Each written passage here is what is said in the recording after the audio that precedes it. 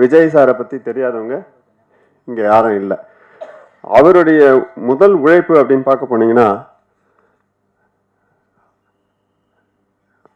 அது இல்லாமல் அவர் பண்ணியிருக்க முடியாது, இவ்வளோ தூரம் வந்திருக்க முடியாது. ஏன்னா எல்லா பெரிய பெரிய ப்ரொடியூசர்கள் கூடலாம் வந்து அவங்கவுங்க மகள்களெல்லாம் கொண்டு வந்திருக்காங்க. ஆனால் அவருடைய முதல் கிரெடிட்டுன்னு பார்க்கும்போது நாளைய தீர்ப்பு அப்படின்னு சொல்லி அவங்க அப்பா எடுத்த படம் இன்னைக்கு அந்த தீர்ப்பு முடிவாயிருக்கு. அந்த தீர்ப்பு முடிவாகிறதுக்கும் பார்க்க போனீங்கன்னா இப்போ இந்த உழைப்பு வந்து என்னாலேயோ ஜாகுவார் சாராலையோ அரவிந்த் சாராலையோ இவங்க எல்லாருமே சேர்ந்து அவரை முன்னுக்கு கொண்டு வர்றதுக்கு நம்ம எவ்வளோ பாடுபட்டோன்றது இங்கே எல்லாருக்குமே தெரியும். அன்னைக்கு அவர் நினச்சிருக்க முடியாது நம்ம வருவோமான்னு சொல்லிட்டு. ஆனால் அவருடைய கேரியர் வந்து படிப்படியாக அவர் முன்னுக்கு வர்றாரு அப்படின் போது அவருடைய கடைசி கட்டங்கள் பார்த்தீங்கன்னா ஜனநாயகன்ல தான் வந்து நிற்கிது. என்ன விஷயமா சொல்ல வர அப்படின்னு பார்த்தா, ஒரு மாணவனாக இருந்தார், அதுக்கப்புறம் வந்து ஒரு மகனாக வந்தார், அப்புறம் போலீஸ் ஆஃபீஸராக வந்தார், அப்புறம் ஒரு ஜட்ஜாக வந்தார், ஒரு காமெடின் ட்ராக், இப்படி லைனாக பண்ணிக்கிட்டே வரும்போது ஒருத்தருடைய முயற்சின்றது தனித்தனியாக போயிட்டே இருக்கு. அதுக்கு கடைசி கட்டம் பார்த்து போனீங்கன்னா அது முதல்வர் போஸ்ட் தான். முதல்வருக்கு பின்னால் அவர் திருப்பி இறங்கி ஒரு போலீஸ் ஆஃபீஸரு, திருப்பி ஒரு ஜட்ஜு அப்படிலாம் ஒர்க் பண்ணவே முடியாது. அந்த இடத்துல வந்து அவர் ஸ்ட்ரக் ஆகி நின்ன பிறகு அடுத்து அவர் எடுத்த முடிவு வந்து தலைமை தான். அது 8 கோடி மக்களுடைய தலைமையாக அவர் கொண்டு வந்து இறங்கியிருக்காரு அப்படின்றது ஆணித்தரமாக நான் இங்கே பதிவு பண்ண விரும்புகிறேன். ஏன்னா இதை வந்து ரஜினி சாரோ கமல் சாரோ தொடலை. முதல்வன் படம் வந்து கமல்ஹாசன் சாருக்கு போகும்போது கமல்ஹாசன் சார் அதை பண்ணலை. ஏன்னா அவர் அன்னைக்கு பண்ணியிருந்தாருன்னா ஒருவேளை அவர் முதல்வர் ஆயிருக்கலாம். ஏன்னா அதுக்கப்புறம் அவருக்கு படம் கொடுக்கறதுக்கு படம் கிடையாது, இந்த ஒரு சூழ்நிலை இருக்கு. அதுக்கடுத்து ஒன்று சொல்ல போனா,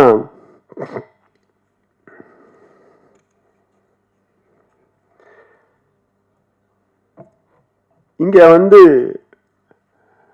அன்னைக்கு வந்து விஜய்க்கு ஒரு நாளைய தீர்ப்பு கொடுத்து எப்படி முன்னுக்கு வந்து அவர் இன்னைக்கு அரசியலுக்கு வந்தாரோ அதே மாதிரி இந்த குழு இங்க மனு கொடுத்துருக்காங்க.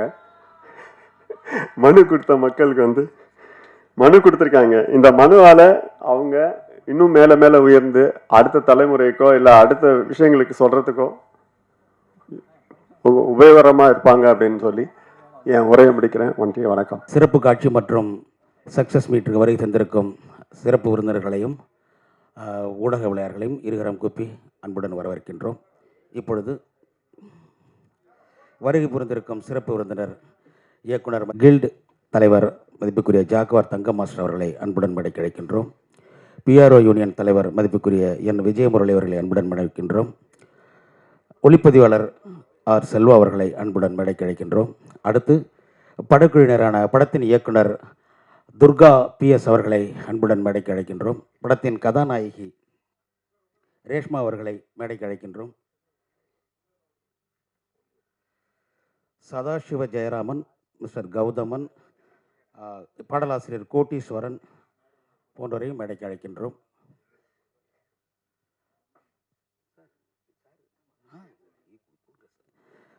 விஜய் செல்வன் சார் அவர்களை அன்புடன் மேடைக்கு அழைக்கின்றோம். ஸ்ரீதேவி அவர்களையும் அன்புடன் மேடைக்கு அழைக்கின்றோம்.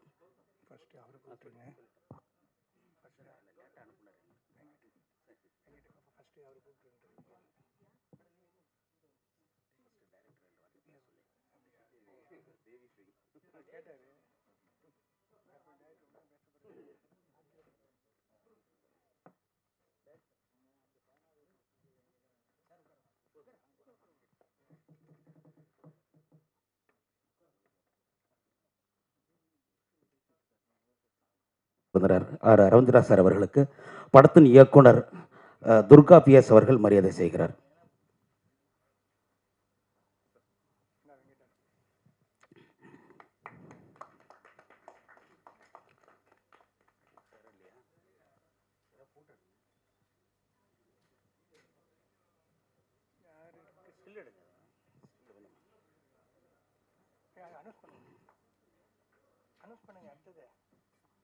அடுத்து மாஸ்டர் ஜாகுவார் தங்கம் அவர்களுக்கு இயக்குனர் அவர்கள் மரியாதை செய்கிறார்.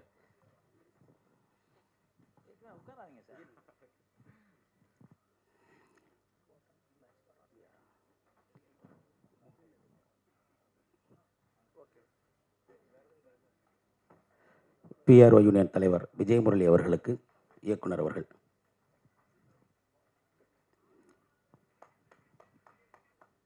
ஒளிப்பதிவாளர் செல்வா ஆர் அவர்களுக்கு,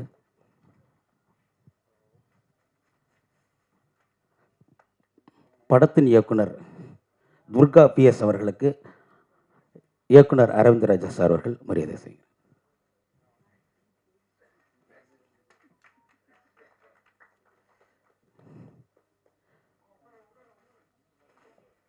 நடிகர் விஜய் செல்வன் அவர்களுக்கு ஜாகுவார் தங்க மாஸ்டர் அவர்கள்.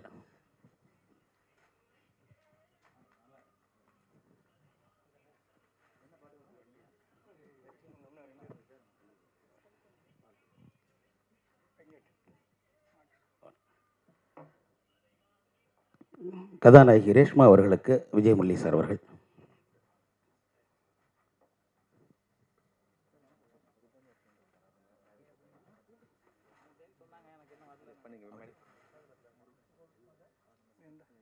முருகன் அவர்களை அன்புடன் மேடைக்கு அழைக்கின்றோம்.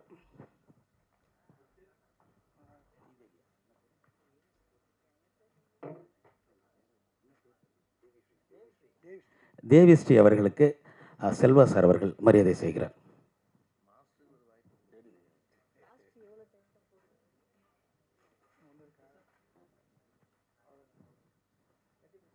பாடலாசிரியர் கோட்டீஸ்வரன் அவர்களுக்கு மாஸ்டர் அவர்கள் மரியாதை செய்கிறார்.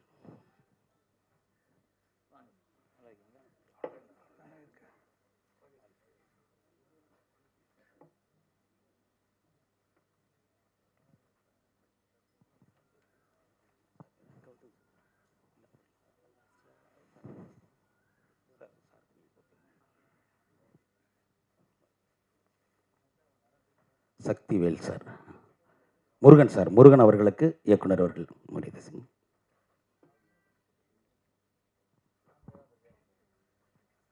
இப்பொழுது எங்கள் பிஆர்ஓ யூனியன் தலைவர் விஜயமுரளி அவர்கள் இப்பொழுது அவர் பேசுவார். அதற்கு முன்பாக கௌதம் அவர்களுக்கு ஜாகுவார் தங்க மாஸ்டர் அவர்கள். அடுத்த விழா இருப்பதால் சீக்கிரம் முடிச்சுக்கிறோம். இப்பொழுது விஜயமுரளி சார் அவர்கள் பிறகு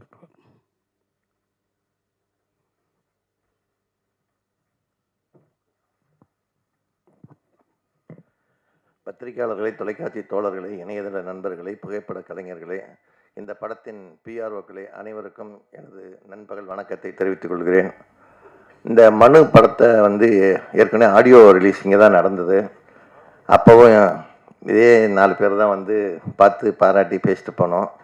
அந்த நன்றி மறக்காமல் இது ஒரு சக்ஸஸ் மீட்டுக்கு கூப்பிட்ருக்கிற இந்த இயக்குனரையும் இந்த பிஆர்ஓவையும் ஒரு கைத்தட்டி பாராட்டு தெரிவிப்போம். ஏன்னா சினிமாவிலையும் அரசியல்லையும் தான் நன்றி விசுவாசங்கள்லாம் ரொம்ப காணாமல் போயிடுச்சு. அதை இவங்க மறக்காமல் செஞ்சுருக்காங்க.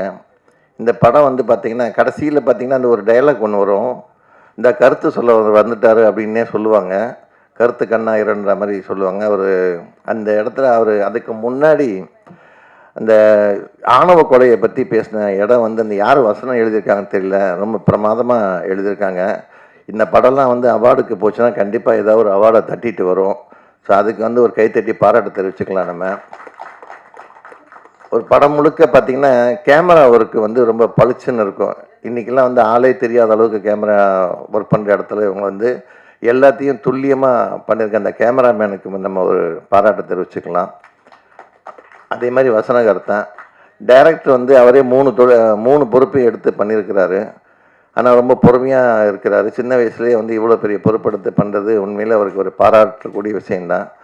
இந்த பிஆர்ஓக்கள் ரொம்ப போராடி இவ்வளோ பேரை கொண்டு சேர்த்துருக்காங்கன்னா முதல்ல அவங்களுக்கு தான் நம்ம கைத்தட்டி சொல்லணும், பாராட்ட தெரிவிக்கணும். இந்த மாதிரி படங்கள் சின்ன திருமுகரீட்டில் எடுத்த படங்கள் மிகப்பெரிய வெற்றி அடைஞ்சால் தான் சினிமா ஆரோக்கியமாக இருக்கும். ஸோ இந்த மாதிரி படங்கள் ஓடணும். போன வாரம் ரிலீஸ் ஆகிருக்கு இந்த படம். இப்போ நான் எல்லாமே பெரிய பெரிய படங்களுக்கு தான் ஒரு சக்ஸஸ் மீட் வைப்பாங்க. பட் இந்த மனு படமும் சக்ஸஸ் மீட்டுக்கு வந்திருக்குன்னா அதுவே இந்த படத்துக்கு கிடைச்ச மிகப்பெரிய வெற்றி. ஸோ இந்த படம் மறுபடியும் ஓடணும், மறுபடியும் மக்கள்கிட்ட போய் சேரணுங்கிறதுக்கான தான் மீடியாக்களை கூப்பிட்டு உங்கள் மூலமாக கொண்டு போகிறதுக்கு வந்திருக்கிறாங்க. நீங்கள் பெரிய ஆர்டிஸ்ட் படங்களுக்கு பண்ணுறது பெரிய விஷயம் கிடையாது. மீடியாக்கள் இந்த மாதிரி சிறு முதலீட்டு படங்களையும் கொண்டு போய் மக்கள்கிட்ட சேர்க்கணும். அந்த வேலையை நீங்கள் வந்து கரெக்டாக செய்கிறீங்க. மற்ற ஸ்டேட்லேருந்து பார்க்குற ஆளுங்க எல்லாமே என்ன சொல்கிறாங்கன்னா, தமிழ்நாட்டில் வந்து பாகுபாடு பார்க்காம பத்திரிக்காரங்க வந்து எல்லா படத்துக்கும் ஒரே மாதிரி பப்ளிசிட்டி கொடுக்குறாங்கன்ற ஒரு பெருமையான பேர் உங்களுக்கு கிடச்சிருக்கு. அதுக்கு உங்களுக்கு பாராட்டு தெரிவித்து இந்த படம் வந்து சக்ஸஸாக ஓடணும். இதே யூனிட்டு அடுத்து மறுபடியும் படம் பண்ணணுங்கிறத இறைவனை வேண்டி நன்றி கூறி தெரிவித்துக் கொள்கிறேன். நன்றி, வணக்கம். நன்றி சார். எல்லாருக்கும் வணக்கம். என் பேர் சதாசிவ ஜெயராமன். இந்த படத்துக்கு நான் தான் மியூசிக் பண்ணியிருக்கேன். ஸோ படம் நீங்கள் பார்த்துருப்பீங்க. எனக்கு வாய்ப்பு தந்த டைரக்டர் அவர்களுக்கும் ப்ரொடியூசர் அவர்களுக்கும் ரொம்ப நன்றி. படம் நல்லா வந்திருக்கு, நீங்கள் பார்த்தீங்க. இதை வந்து மக்கள் இடத்துல நீங்கள் தான் போய் கொண்டு போய் சேர்க்கணும். வாய்ப்பு தந்த அனைவருக்கும் நன்றி, வணக்கம். நன்றி சார். இசையமைப்பாளர் சதாசிவம் அவர்களுக்கு டைரக்டர் அரவிந்தராஜ் சார் அவர்கள் மரியாதை செய்கிறார்.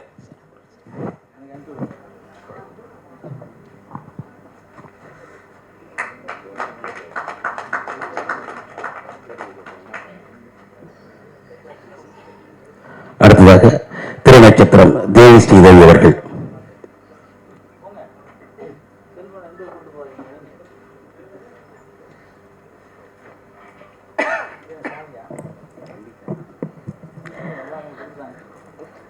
எல்லாருக்கும் நன்றி. இங்கே வந்திருக்கிற எல்லா நண்பர்களுக்கும், டைரக்ஷனுக்கும், ஜாக்வர் சாருக்கும், விஜய் செல்வன் எல்லாருக்கும் ரொம்ப நன்றியை தெரிவிச்சிருக்கிறேன். இந்த படத்தில் வந்து எனக்கு வாய்ப்பு கொடுத்த துர்கா பிரசாந்த் சாருக்கு ரொம்ப நன்றி தெரிவிச்சிருக்கேன். இன்னொரு விஷயம் என்னன்னாக்கா, இந்த படம் வந்து எனக்கு 40வது படம். இப்போ சக்ஸஸ்ஃபுல் பார்ட்டி பண்ணிகிட்ருக்காங்க. எனக்கு ரொம்ப சந்தோஷமாக இருக்குது. இன்னும் அவங்க மேலே மேலே படம் பண்ணணுன்ட்டு எனக்கு ரொம்ப ஆர்வமாக இருக்குது. அடுத்த படத்துலையும் நான் புக் ஆகிருக்கேன். டைரக்டர் துர்கா பிரசாத் சார் சொல்லியிருக்காரு. எனக்கும் விஜய் செல்வனுக்கும் வாய்ப்பு கொடுத்துருக்காங்க. Thank you Durga Prashanth sir. நன்றி. அடுத்ததாக பாடலாசிரியர் கௌதம் அவர்கள் ஒரு சில வார்த்தைகள்.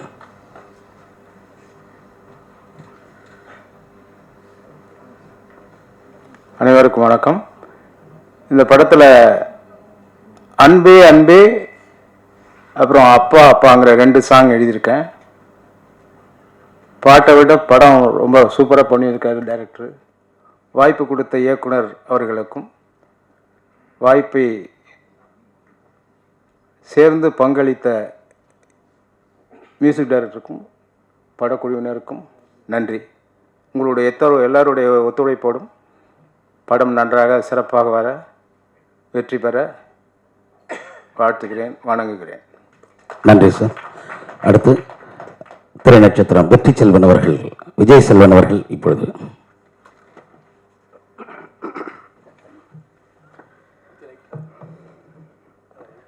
இங்கு வருகை தந்திருக்கும் ஊடகவியல் நண்பர்கள், பத்திரிகையினர், துறை நண்பர்கள் அனைவருக்கும் என்னுடைய மனமார்ந்த வணக்கங்கள். மேடையில் வீற்றிருக்கும் திரையுலகின் ஜாம்பவான்கள் அனைவருக்கும் என்னுடைய பணிவான வணக்கங்களை தெரிவித்துக் கொள்கிறேன். மனு இத்திரைப்படத்தின் இந்த வெற்றி தருணத்தை உருவாக்கிய இந்த திரைப்படத்தின் கேப்டன் இயக்குனர் திரு துர்கா பிரசாத் அவர்களுக்கு இந்த திரைப்படத்தில் ஒரு கதாபாத்திரத்தை கொடுத்து என்னை இயக்கி ஒரு நற்பெயரை எனக்கு எடுத்து கொடுத்த அவருக்கு இந்த நேரத்தில் என்னுடைய மனமார்ந்த நன்றிகளை தெரிவித்துக் கொள்கிறேன். இந்த திரைப்படத்தில் என்னோடு பயணித்த ஒட்டுமொத்த திரைப்பட குழுவினருக்கும் என்னுடைய நன்றிகளையும் வாழ்த்துக்களையும் தெரிவித்துக் கொள்கிறேன். அதே சமயம் இந்த திரைப்படத்தை கேமராமேன் மிகவும் சிறப்பாக இயற்கை ததும்ப மக்களுக்கு அது ஒரு விருந்தாக கொடுத்திருக்கின்றார். அந்த வகையில் கேமராமேன் அவர்களுக்கு என்னுடைய மனமார்ந்த நன்றிகள். மேலும் இந்த தருணத்தை சிறப்பாக எல்லோரும் சேர்ந்து சிறப்பிக்கும் வகையில் உருவாக்கிய இந்த திரைப்படத்தின் தயாரிப்பாளர் அவர்களுக்கும் என்னுடைய மனமார்ந்த நன்றிகளை தெரிவித்துக் கொண்டு, நீங்கள் இங்கு வருகை புரிந்த உங்கள் அனைவருக்கும் மீண்டும் என்னுடைய வாழ்த்துக்களையும் நன்றிகளையும் தெரிவித்துக் கொள்கிறேன். நன்றி, வணக்கம். நன்றி சார். அடுத்து படத்தின் கதாநாயகி ரேஷ்மா அவர்கள்.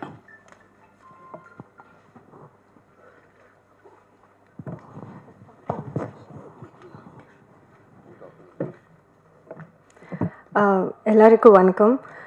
First of all, I would like to ask sorry because எனக்கு அவ்வளோ தமிழ் பேச வராது. But I'll try talking in Tamil only. So ஏதாச்சும் தப்பாச்சுன்னா மன்னிச்சுங்க.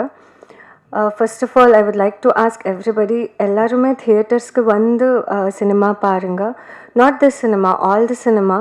Because நாளைக்கு இது டிவிலோ பார்க்கணும் வரும் ஆர் மொபைலிலோ பார்க்கணும் வரும் அப்படியான வெயிட் பண்ணாதுங்க. ஏன்னா இப்போது நம்ம எல்லாருக்குமே பேஷன்ஸ் ரொம்ப தக்குவ it's very less. Because reels பார்க்கும் when we are seeing reels also, we cannot even see like 30 seconds. We just keep scrolling the phone. So அப்படி பண்ணாதுங்க. Just make yourself time, at least monthly once or twice or thrice, just 2 hours of time. தியேட்டர்ஸ்க்கு வந்து இந்த movie பாருங்க. Because theatre experience வந்து வீட்டில் கிடையாது, இல்லை ஃபோனில் பார்க்கணும் அந்த எக்ஸ்பீரியன்ஸ் வராது. நல்லா இருக்கோ இல்லையோ அது வேறு. At least to say it is good or bad, just watch the movie once, any movie, support the movies, so that only because of the theaters, cinema can sustain in all the industries. Thank you.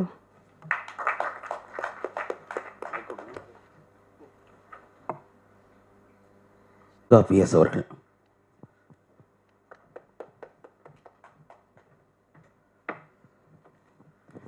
எல்லாருக்கும் வணக்கம். Stage மேல் இருக்கிற எல்லா பேருக்கும் வணக்கம்.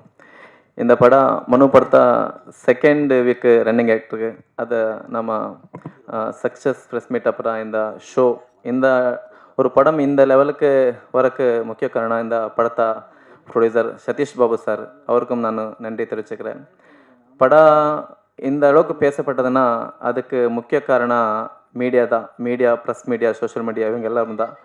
Audience கொஞ்சம் பேர் கம்மியாக பார்த்துருக்கலாம். ஆனால் படம் பார்த்தா எல்லா மீடியாக்காரங்க கூட படம் பற்றி நல்ல ஒரு ரிவ்யூ கொடுத்தாங்க. அந்த ரிவ்யூனால் தான் இந்த படம் இவ்வளோ வரைக்கும் பேசப்பட்டது. உங்கள் எல்லாரும் சப்போர்ட்டை நான் எப்பவும் மறக்க மாட்டேன். தமிழில் ஒரு படம் பண்ணி அது எப்படி வருமோ என்னமோ நினச்சிட்டு இருந்தேன். ஆனால் இந்த அளவுக்கு ஒரு சப்போர்ட்டுவே நான் எதிர்பார்க்கல. அந்த அளவுக்கு ஒரு வைரத சப்போர்ட் நீங்கள் எல்லாம் கொடுத்துருக்கீங்க. இதே மாதிரி சப்போர்ட்டு இந்த எல்லா படத்துக்கும் வரட்டும் தான் நான் வேண்டிக்கிறேன். செகண்ட் வீக் படம் போயிட்டுருக்கு. எல்லோரும் தியேட்டருக்கு வந்து படம் பாருங்கள். ஒரு படம் வெற்றி ஆச்சுன்னா அது இன்னொரு படம் ஸ்டார்ட் ஆகும். ஒரு பல குடும்பங்களுக்கு வேலை கிடைக்கும். இது ஒரு சின்ன இதே செயின் லிங்க் தான், ஒன்றுக்கு செயின் லிங்க் தான். ஸோ பணம் போட்ட ப்ரொடியூசரும் கூட இன்னொரு படம் பண்ணுவாங்க. அதை நம்ம கூட பண்ணாங்களோ இன்னொருத்தர் கூட பண்ணாங்களோ அது செகண்டரி. யார் கூட பண்ண பரவாயில்ல, ஒரு படம் தயாரிக்க ஒரு செட் ஆயிடுச்சுனாக்கா அங்கே பல பேருக்கு வேலை கிடைக்கும். அதனால் எல்லோரும் கூட இந்த படத்தை தியேட்டரில் வந்து பார்த்து சப்போர்ட் பண்ணுங்க. இந்த படத்தை எவ்வளோ வரைக்கும் கொண்டு வந்த உங்கள் எல்லாருக்கும் நன்றி தெரிவிச்சுக்கிறேன். வணக்கம். தேங்க்யூ. நன்றி சார். அடுத்தது ஒளிப்பதிவாளர் செல்வா அவர்கள்.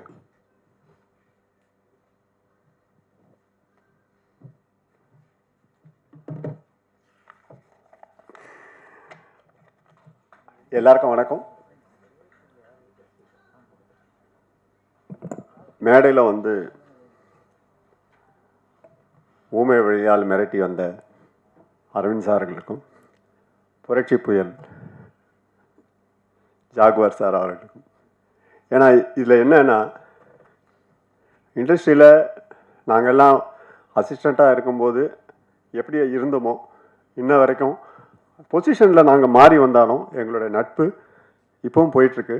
கிட்டத்தட்ட இதுக்கு வந்து ஒரு 30 வருஷம் ட்ராவல் பண்ணிகிட்ருக்கோம்னு நினைக்கும் போது சினிமாவில் ஒரு சந்தோஷமான விஷயமா இருக்குது. இன்றைக்கி வந்த இளைஞர்கள் கூட நாங்கள் போட்டி போட்டுட்ருக்கோம். அந்த வரிசையில் இந்த கலைஞர்கள் பார்க்கும்போது ஸ்ரீயுத் ரொம்ப அருமையாக பண்ணியிருக்காரு. அவர் வந்து படத்தில் மட்டும் எல்லாம் செய்கிற மாதிரி இல்லாமல் நேராகவும் அவர் நிறைய விஷயங்கள் உதவி செய்கிறாருன்னு கேள்விப்பட்டேன். அதுக்காக அவருக்கு ஒரு நன்றி சொல்லணும். அடுத்து இந்த படத்தை கொண்டு வந்த சதீஷ் பாபு சார், வித்தியாசமான ஒரு கதைக்களம், எல்லாரும் பாராட்டுற மாதிரி ஒரு சப்ஜெக்ட் அவர் எடுத்திருக்காரு. அதுக்கு இயக்குனர் எப்படி கதை சொல்லியிருப்பாருன்னு தெரியாது, ஆனால் சொன்னதை அவர் அழகாக பண்ணி கொடுத்துருக்காரு. அதில் அவர் ஜெயிச்சிருக்காரு அப்படின்றதுக்கு இந்த 2வது வாரம் தான் சாட்சி.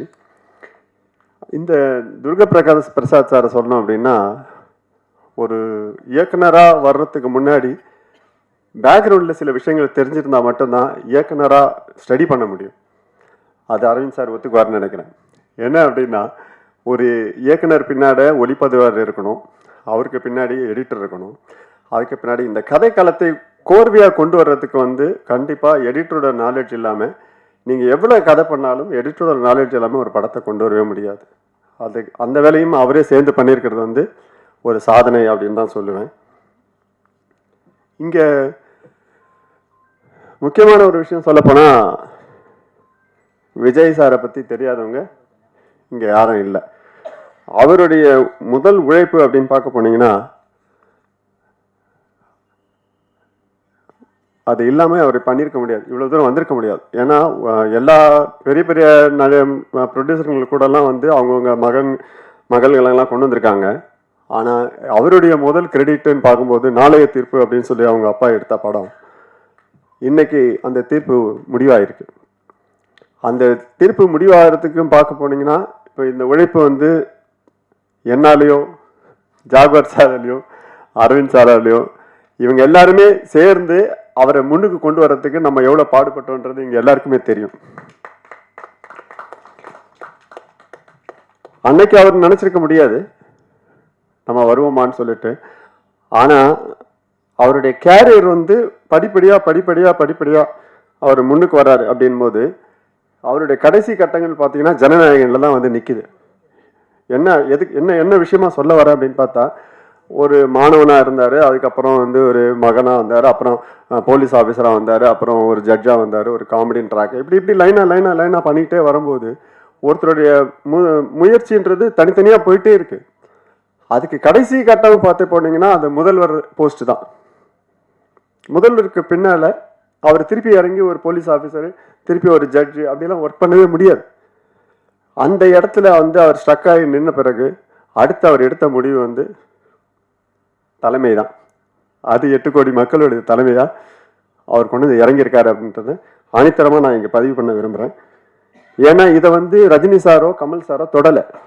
முதல்வன் படம் வந்து கமல்ஹாசன் சாருக்கு போகும்போது கமல்ஹாசன் சார் அதை பண்ணலை. ஏன்னா அவர் அன்னைக்கு பண்ணியிருந்தாருன்னா ஒருவேளை அவர் முதல்வர் ஆயிருக்கலாம். ஏன்னா அதுக்கப்புறம் அவருக்கு படம் கொடுக்கறதுக்கு படம் கிடையாது, இந்த ஒரு சூழ்நிலை இருக்கு. அதுக்கடுத்து ஒன்று சொல்லப்போனா,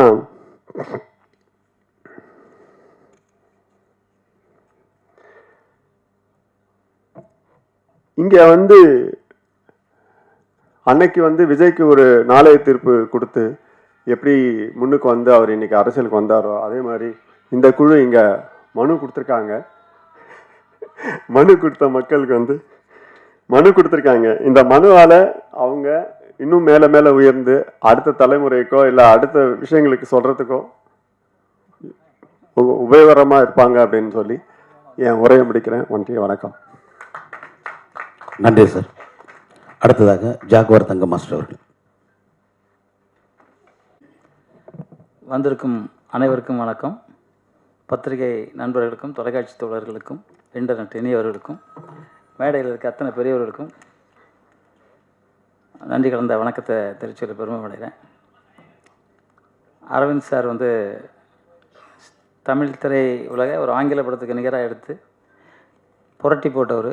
அப்படி ஒரு ரசிகர் அவருக்கு உண்டு. இன்றைக்கி அவர் வந்திருக்காரு, அவருக்கு உண்மையிலே சந்தோஷம். வாழ்த்துக்கள் அவருக்கு. அது மாதிரி செல்வா சார் வந்து சும்மா பேசிட்டு போயிட்டார். எல்லாருக்கும் தெரியுமான்னு தெரியல, அவர் விஜயோட தாய் மாமா. ஏன்னா நான் வந்து சட்டம் ஒரு ரைட்டர்லேருந்து அவங்க படம் பண்ணிக்கிட்டு இருக்கேன். வெற்றி படம் அவர் ஃபஸ்ட்டு படம் நடித்தார், நானும் அதில் நடிச்சிருப்பேன். அந்த காலத்துலேருந்து இன்றைக்கி வரைக்கும் நாங்கள் நட்பாக இருக்கோம். அதுக்கு செல்வா சார்லாம் எவ்வளோ உழைச்சிருக்காருங்கிறது எனக்கு தெரியும். என்னென்ன கஷ்டப்பட்டார் செல்வா சார் எல்லாமே எனக்கு தெரியும். நாங்கள் கூட வந்து பார்த்துக்கிட்டு தான் இருந்தோம். திட்டு வாங்கியிருப்பார், நல்லது பண்ணி எல்லாம் உண்டு. பட் ஓகே, ஏதோ ஒரு பக்கத்தில் வந்து ஒரு முதல்வரை நம்ம நிறுத்திட்டோம். திரையுலகத்தில் வந்து புரட்சித் தலைவர் எம்ஜிஆருக்கு அப்புறம் ஒரு ஹீரோவை கொண்டு நிறுத்தியிருக்கோம். அது நல்லது நடந்துக்கிட்டு இருக்கோம், நல்லதே நடக்கும் அப்படின்னு நல்லா நினைப்போம். அவருக்கும் வாழ்த்துக்கள். அப்புறம் மியூசிக் டைரக்டர் தொப்பியை கழட்டவே மாட்டேங்கிறார், நமக்கு ஆளே தெரிய மாட்டேங்குது. கண்ணாடி வேறு போட்டிருக்காரு, தெரியல. அவருக்கும் வாழ்த்துக்கள். ரொம்ப நல்லா இருக்குது மியூசிக். நம்ம ஆடியோ பங்கு சொல்லி ரொம்ப சொன்னது தான், ரொம்ப நல்லாயிருக்கு. அப்புறம் டைரக்டர் எனக்கு ரொம்ப கால நண்பர், ஒரு நல்ல மனிதர், நல்ல மனம் கொண்ட மனிதர். அதனால் நாளைக்கு படம் நல்லபடியாக ஓடி இருக்கு இன்றைக்கி. ஓடி வெற்றி விழா தானே இது. உண்மையில் இன்னும் நிறையா போகும்.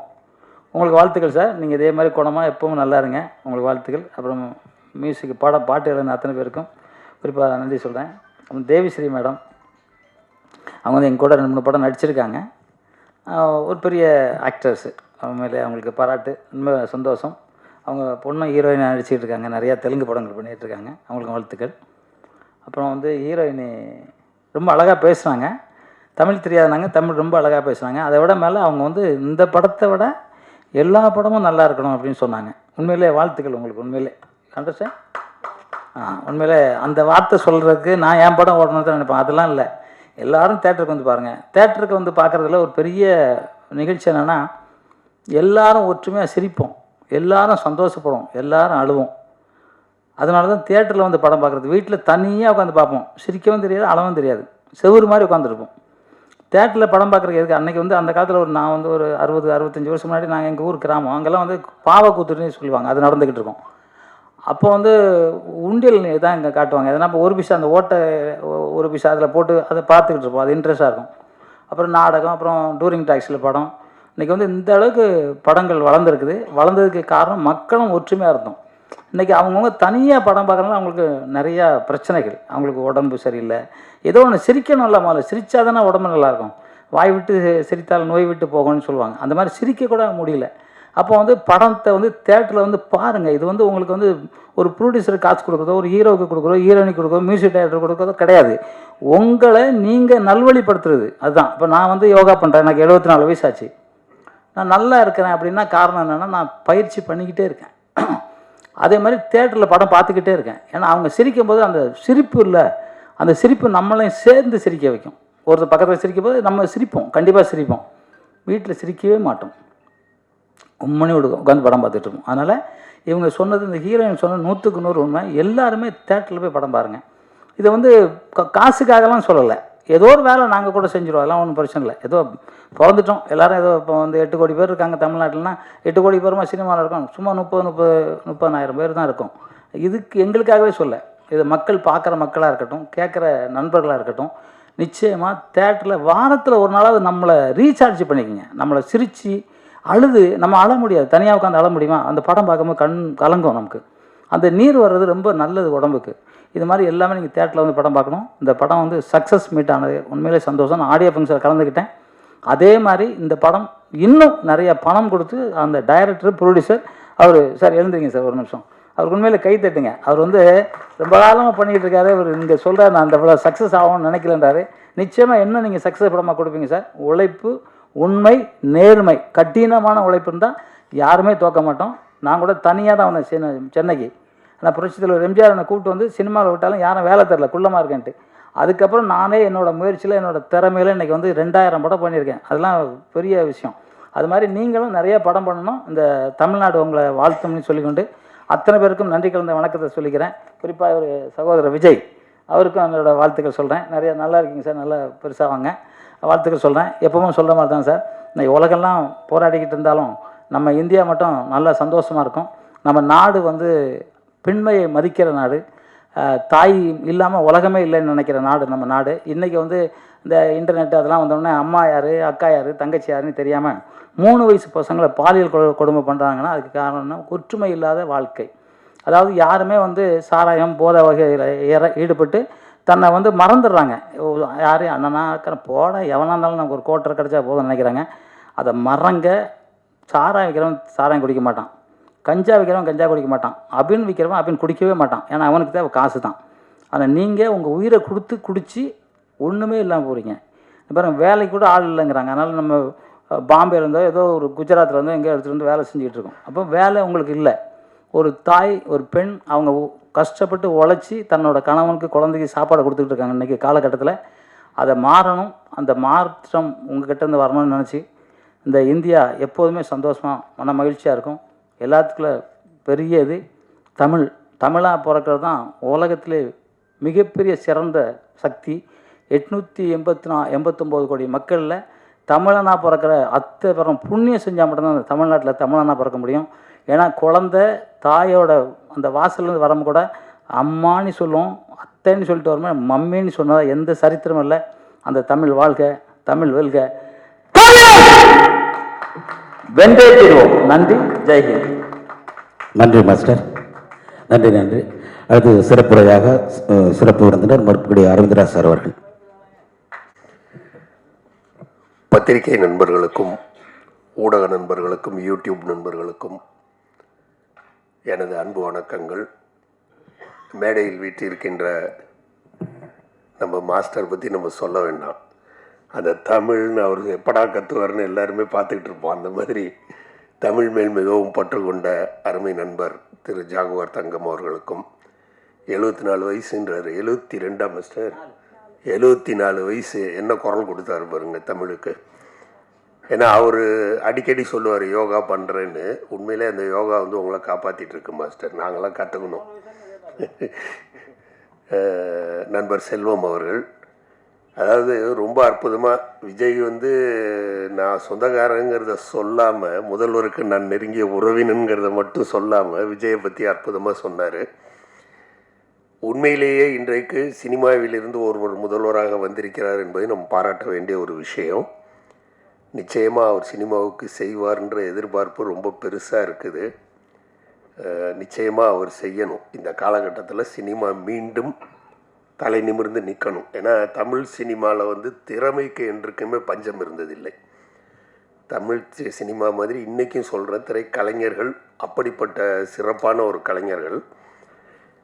பல காரணங்களால் வந்து சினிமா வந்து தேட்டர் கிடைக்காம ரொம்ப கஷ்டப்பட்டு படம் பண்ணுறது ஈஸியாக இருந்தது, படத்தை ரிலீஸ் பண்ணுறது கஷ்டமாக இருந்தது. அப்படி ஒரு சூழல் இருந்தது. அதையெல்லாம் மீறி இன்றைக்கும் நம்ம இயக்குனர், இந்த படத்தோட இயக்குனர் துர்கா அவர்கள், நான் தான் கேட்டேன் சார் நீங்கள் தமிழ் மாதிரி பேசலையே அப்படின்னு. நான் கன்னடா சார் அப்படின்னாரு. அங்கிருந்து வந்து இங்கேயும் வந்து இன்றைக்கும் படம் பண்ணி சிறப்பான ஒரு படத்தை வந்து கொடுத்துருக்காரு. இந்த படத்தினுடைய கதை அப்படிங்கிறத பார்த்திங்கன்னா ரொம்ப ஒரு சின்ன கதை. ஏன்னா ஒரு இயக்குனராக என்னடா ஒரு எங்கேயுமே ஒரு ட்விஸ்ட்டு கிடையாது, ஒரு டேர்ன் கிடையாது, ஒரு 2 ஸ்ட்ரெயிட் நேரேஷன், அவ்வளோதான். ஒரு பணக்கார வீட்டு பொண்ணு, ஒரு இது, இவங்களுக்கு இடையில் ஒரு சின்ன ஜாதி பிரிவு, 2 பேரும் எப்படி சேர்ந்தாங்க, எப்படி வாழ்ந்தாங்க, அவர் எப்படி மனசு மாறினார், இவ்வளோதான் வந்து ரொம்ப சிம்பிளான ஒரு கதை. அந்த கதைக்கு இந்த அளவு வந்து அவர் உயிர் கொடுத்து பாடுபட்டு அதை இன்றைக்கி இவ்வளோ சிறப்பாக கொண்டுட்டு வந்து நிறுத்தினதுக்கு அவரை நம்ம பாராட்டியே ஆகணும். ஏன்னா இப்போ இந்த கதைங்கும்போது இதற்கு வந்து ஒரு கதை களமாக அவர் எடுத்துக்கிட்ட பகுதிகள் பார்த்திங்கன்னா, அந்த லொக்கேஷன்ஸ் பார்த்திங்கன்னா ரொம்ப அற்புதமான இடங்களை தேர்வு பண்ணி ரொம்ப அற்புதமான இடங்களில் போய் வந்து இந்த படத்தை வந்து எடுத்திருக்காரு. ஏன்னா இந்த கதையை வந்து நம்ம சென்னையிலே வந்து ரொம்ப ஈஸியாக சொல்லிட்டு போகலாம். பட்ஜெட்டை சுருக்கணும் அப்படின்னு நினச்சிருந்தா அவர் அப்படி நினைக்கல. தன்னுடைய கதைக்கு வந்து ஒரு உயிர் கொடுக்கணும் அப்படின்ற முடிவில் வந்து ரொம்ப அற்புதமாக அதற்கு உதவியாக இருந்தது நம்ம சதீஷ் பாபு சார் அவர்கள், தயாரிப்பாளர். ஏன்னா என்றைக்காக இருந்தாலும் ஒரு தயாரிப்பாளர் அவர் தான் வந்து பேக் போன்.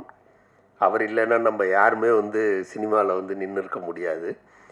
தயாரிப்பாளர் அவர்களுக்கும் இந்த நேரத்தில் வந்து பாராட்டு. ஏன்னா ஒரு காட்சியும் ரொம்ப சிம்பிளாக இங்கேயே பண்ணியிருக்க வேண்டிய விஷயத்துக்கு அவர் கொடுத்துருக்க கதை களமும் சரி, அதற்கு கொடுத்துருக்க பேக்ரவுண்டும் சரி, அப்படி ஒரு அற்புதமாக பண்ணியிருந்தார். இசையமைப்பாளர் கௌதம் அவர்கள் ரொம்ப அற்புதமான இசை. படத்தில் வந்த அத்தனை பாடல்களும் சரி ரொம்ப அற்புதமாக இருந்தது. பாடல்கள் எழுதின அத்தனை நண்பர்களுக்கும் வாழ்த்துக்கள். ரொம்ப சிறப்பாக இருந்தது. படத்தில் நடித்திருந்த நடிகர் நடிகைகள், ஏன்னா படத்துக்கு வந்து நான்லாம் வந்து அடிக்கடி கதை பண்ணும்போதே ரொம்ப யோசிப்பேன், என்னடா 20 கேரக்டர் வருது, 25 கேரக்டர் வருது, 25 பேருக்கு எங்கடா போய் தேடுறதுன்னு. இதில் இருந்ததே ஒரு 6-7 கேரக்டர்ஸ் தான். அந்த 6-7 கேரக்டர்ஸை வச்சுட்டு ஒரு முழு நீள படத்தை நம்மளை பார்க்க வைக்கிறாங்கன்னா அந்த credit all goes to the artist. அதில் நம்ம விஜய் ரொம்ப நல்லா பண்ணியிருந்தார். ரொம்ப இயல்பாக வந்து ஒரு வில்லனாக பண்ணியிருந்தார். இப்போ உடம்பு போட்டிங்கன்னு நினைக்கிறேன். ரொம்ப இயல்பாக பண்ணியிருந்தார். அதே மாதிரி தேவி மேடம், அவங்கள சொல்ல வேண்டாம். அவங்க படத்திற்கு படம் மெருகேறிட்டு வந்துட்டுருக்காங்க. இந்த படத்துலேயும் ஒரு நல்ல பாத்திர படைப்பு உங்களுக்கு கிடச்சிருக்கிறது. ஒரு அருமையான பாத்திரம். ஸ்ரீ கதாநாயகன் அவர் வரல. பட்டு ரொம்ப சிறப்பாக ஆக்ஷன் சண்டை காட்சிகள்லாம் அப்படி வந்து பண்ணியிருந்தார். ஒரு மிரட்டலான ஒரு நல்ல ஒரு ஹீரோ. மேடம் ரேஷ்மா ரொம்ப நல்லா பண்ணியிருந்தாங்க. அதாவது அந்த கதாபாத்திரருக்கு ஏற்ற அளவிற்கு அந்த கதாபாத்திரத்துக்கு எப்படி உயிர் கொடுக்கணுமோ அந்த அளவுக்கு வந்து பண்ணியிருந்தாங்க. 2 பேருக்கும் இடையில் ஒரு நல்ல ஒரு கெமிஸ்ட்ரி இருந்தது, ஹீரோ ஹீரோயின். ஏன்னா இந்த கதைக்கு வந்து அது தேவை. ஒரு காதல் கதை தான் இது. அந்த காதல் கதைக்கு 2 பேருக்கு இடையில் ஒரு நல்ல ஒரு கெமிஸ்ட்ரி. அது இல்லாமல் அவங்கள இன்னொரு வகையிலையும் நம்ம பாராட்டணும். ஒரு படத்தினுடைய சக்ஸஸ் மீட்டு, ஒரு படத்துக்காக நம்ம ப்ரமோட் பண்ணுறோம். விஜய் முரளி அண்ணன் இல்லை, ஒரு படத்துக்கு நம்ம ப்ரமோஷன் கூப்பிடுறோம் அப்படிங்கும்போது வராமல் போயிடுவாங்க யாருன்னு. அந்த ப்ரமோஷனுக்கும் அவங்க வந்து உக்காந்துருக்காங்க. அது மட்டும் இல்லாமல் எல்லாரும் படத்தை போய் தேட்டரில் பாருங்கள் அப்படின்னாங்க. அது உண்மையான வார்த்தை. ஏன்னா படம் என்பது தேட்டரில் மட்டும்தான் பார்க்கணும்.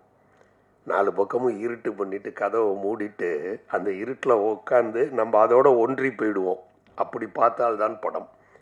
மாஸ்டர்ஸ் இந்த மாதிரி வீட்டிலலாம் உட்காந்து பார்க்கவே முடியாது. இருன்னு ஒரு 5 நிமிஷம் அப்படி ஃப்ரீஸ் பண்ணிவிட்டு ஒரு படத்தை 4 நாளில் பார்ப்போம். 5 நாள் 4 நாளில் ஒரு படத்தை பார்ப்போம். அப்பப்போ நிறுத்திக்கிறது, அப்பப்போ பார்க்கறது, முன்னாடி கொஞ்சம் கண்டினியூட்டி. அதில் நீங்கள் இன்னும் பார்த்தீங்கன்னா இந்த படத்துலலாம் இப்போ நீங்கள் ஒரு இடத்துல ஃப்ரீஸ் பண்ணிவிட்டு மறுபடியும் அதே இடத்துல போட்டிங்கன்னா முன்னாடி டைலாக்லைன் தான் அதுவே வருது. அவங்களே அப்படி செட் பண்ணியிருக்காங்க. ஏன்னா அவங்களுக்கே தெரியுது கண்டினியூட்டியை பார்க்கணும் இவங்க அப்படின்னு. அந்த மாதிரி அப்படி படம் பார்ப்பது என்பது வந்து படத்துக்கே வந்து ஏற்ற ஒரு விஷயம் இல்லை. நான் சமீபத்தில் வந்து ஸ்பீல்பர்க் சாரோட படம் டிஸ்க்ளோஷர் டே, அந்த படம் போய் பார்த்தேன். இந்த படம் கண்டிப்பாக தேட்டரில் தான் பார்க்கணுன்னு போய் பார்த்தேன். இன்னமும் அந்த தேட்டரில் போய் நம்ம சின்ன வயசில் உட்காந்து படம் பார்க்கும்போது என்ன ஒரு உணர்வு, என்ன ஒரு ஃபீல் நமக்கு வருமோ அதே உணர்வை வந்து அந்த படம் ஏற்படுத்துது. அதற்கு காரணம் வந்து அவங்க அந்த எடுத்துக்கொண்ட கதை அமைப்பும் சரி, அந்த கதைக்கு அவங்க கொடுத்துருக்க ப்ரெசன்டேஷன் நம்ம சொல்லுவோம்ல, அந்த ப்ரெசன்டேஷனுங்கிறது அந்தளவுக்கு. அந்த படத்தை நீங்கள் தேட்டரில் பார்த்தா தான் அது படம். நம்ம டிவியெல்லாம் பார்த்தோன்னா அது படம் தான், ஒன்றுமே இல்லாமல் போயிடும். அந்த மாதிரி தான் இப்போ இந்த படமே வந்து அதைத்தான் நான் திரும்பவும் சொல்ல வரேன். இந்த படமே வந்து இவங்க வந்து சாதாரணமாக வந்து ஒரு சென்னையிலேயோ இல்லை சார் கன்னடாங்கிறனால ஒரு பெங்களூர்லேயோ கூட ரொம்ப சிம்பிளாக எடுத்துருந்துருக்கலாம். ஆனால் இந்த படத்தை ஒரு பார்க்க வர வைக்கணுங்கிறதுக்காக பேக்ரவுண்ட்லாம் அவ்வளோ அழகாக பிடிச்சி ஊட்டியில் போய் உட்காந்து இவ்வளோ மெனக்கட்டு அவங்க ஊட்டியில் தானே பண்ணியிருக்கீங்க பாருங்கள். 4 ஸ்டேட்டு சவுத்து ஃபுல்லாகவே வந்து படத்தை பண்ணியிருக்காங்க. நல்ல ஒரு படம். இன்றைக்கு தேட்டரில் வந்து இது படம் நல்லா ஓடிட்டுருக்குன்றாங்க. இது போன்ற படங்களுக்கு இது போன்ற வரவேற்பை மக்கள் அளிப்பதற்கு மூல காரணமாக இருப்பவர்கள் நீங்கள். இந்த படத்துக்கு நல்ல வரவேற்பு ஏற்கனவே கொடுத்துருக்காங்க. இன்றைக்கி உங்கள் மூலமாக இந்த படம் இன்னும் சிறப்பான வெற்றியை பெறுறது அப்படிங்கிற நம்பிக்கை எனக்கு இருக்குது. இந்த நல்ல முயற்சிக்கு மீண்டும் ஒரு முறை அவர்களை பாராட்டி நன்றி கூறி, இந்த விழாவை இவ்வளோ சிறப்பாக நடத்திட்டு இருக்கிற நண்பர் பிஆர்ஓ வெங்கட் அவர்கள், அவரை மறுக்கவே முடியாது. திடீர்னு கூப்பிடுவார். நேத்தான் எனக்கு ஃபோன் அடித்தார். மாஸ்டருக்கு முந்தா நாளா நேத்தானே ஆமாம், அவருக்கு காலையில் அடிச்சிருப்பார் செல்லம் சாருக்கு. அப்படி ஒரு நல்ல நண்பர் எல்லாருக்கும். டக்குன்னு வந்து என்கிட்ட சொன்னார், சார் நீங்கள் எப்படியாவது வந்துடுங்க.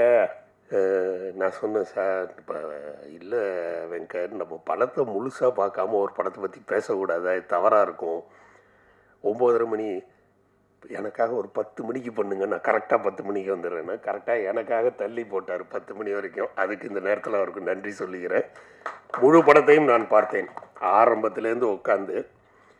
இந்த படத்தில் எனக்கு ரொம்ப அதிர்ச்சியான ஒரு விஷயம் நடந்தது. அது எல்லாருக்குமே சொல்லணும். என்னன்னா, திடீர்னு இங்கே வந்து உட்காந்தா ஸ்மோக்கிங் காஸ் கேன்சர் அப்படின்னு என் குரல் வந்தது. உண்மை, இந்த படத்தில் வர்றது வந்து என்னுடைய குரல். அது எனக்கு பார்த்தோன்னா நம்ம பேசுகிறோம், எப்படி திடீர்னு இந்த படத்தில் நம்ம எங்கே பேசியிருக்கோன்னு உண்மையிலே அது அதிர்ச்சியாக இருந்தது. இன்ட்ரோல்லையும் ஒரு தடவை என் குரலை கேட்டேன். ஆக இந்த படத்தில் நானும் ஒரு கலைஞனாக உங்களோடு பங்கெடுத்திருக்கிறேன். இந்த திரைப்படத்தில் நானும் ஒரு கலைஞன். சந்தோஷமான ஒரு விஷயம். படம் நல்லா போயிட்டுருக்கு. இது இன்னும் உங்களால் சிறப்பு பெற வேண்டும். இந்த வாய்ப்புக்கு வெங்கட் அவர்களுக்கும் நன்றி கூறி விடைபெறுகிறேன். நன்றி, வணக்கம். நன்றி சார்.